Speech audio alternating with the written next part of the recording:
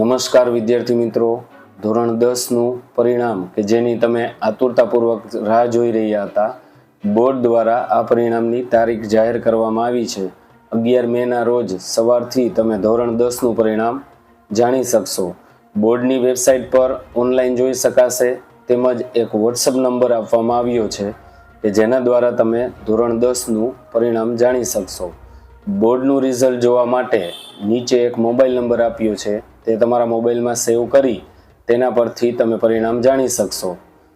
આજ રોજ ધોરણ 12નું પરિણામ જે ખૂબ સારું આવ્યું છે. સામાન્ય પ્રવાહ અને વિજ્ઞાન પ્રવાહના વિદ્યાર્થીઓએ ખૂબ સરસ મહેનત કરીને બહુ સારું રિઝલ્ટ મેળવ્યું છે. હું આશા રાખું છું કે તમે પણ આખા વર્ષ દરમિયાન ઘણી મહેનત કરી છે, તો તમને પણ આ વખતે સારામાં સારું રિઝલ્ટ મળે તેવી શુભકામનાઓ પાઠવું છું.